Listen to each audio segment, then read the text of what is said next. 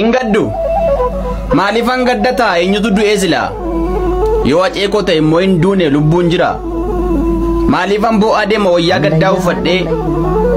maraatumaan jedhama kophaa ofitti dubbadhee geerarsa isaan dhichisee warra abbaa garaa qeeqaa hacee du'ee maa jettu gootni yoom du'ee beeka jira kan isin jettan garuu reeffa kitillii kan ormaaf harka reebu homaatti nimne firrii kan ofii nyaatee bulu dhiiga hiyyeessaan dhiqatee kan viillaa dhibba qabu mattaa sassaabbatee boo'uun dhala hiyyeessaa kan garaa qabbaneessu baanda abbaadhaaf ilma sobaan adda fageessu eeyyee attuudhaaf bu'aa ishee garaaf jiraattu baandaa duroomuuf jecha haadhoo hidhattee laattu malee gootaaf hin du'een yoomuu maqaan malleedha wanti na gaddisiisu isaa dhugaasaa osoo hin baasii waggaa 4 caalleedha. Masandama dafambatu talba facaafa tataate talba facaafa tataate tokko du'e kan kabajame haa ta'u annagaa godha sinnagaa keessani har'a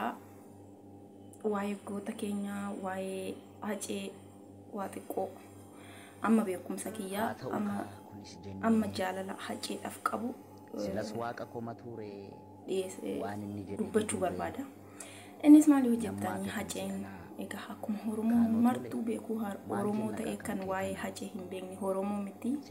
sabni biraa waa'ee hacee kan hin beekne hin jiru hacee keenya biraa dhabnee jirra garuu haceen goota waan ta'eef haceen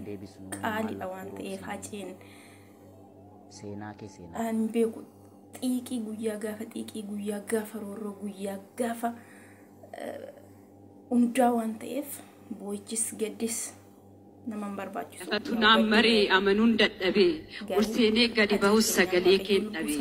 ati diriirteetta hacee koo fuulli kee gammachuun guutamee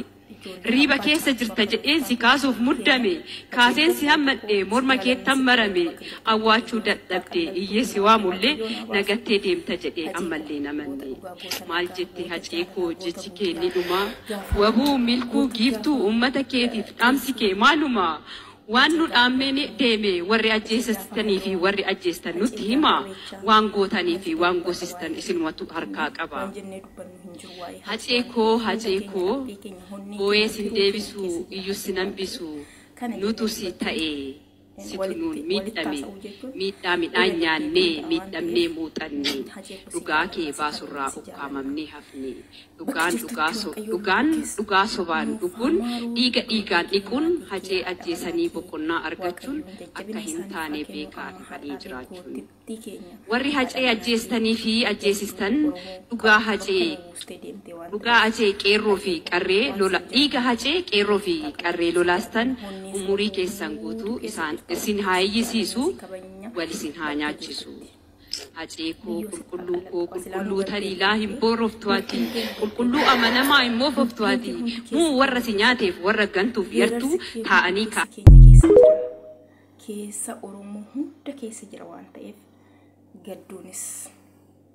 nun barbaachisu kan gaddamuuf nama si nyaate sana waan ta'eef siif gadduun hin barbaachisu siif gootummaa kee himuu kan barbaachisu waan ta'eef hacee si jaalanna si kabanya maal jenna waan biraa kanaaf nu boqodhu goota koo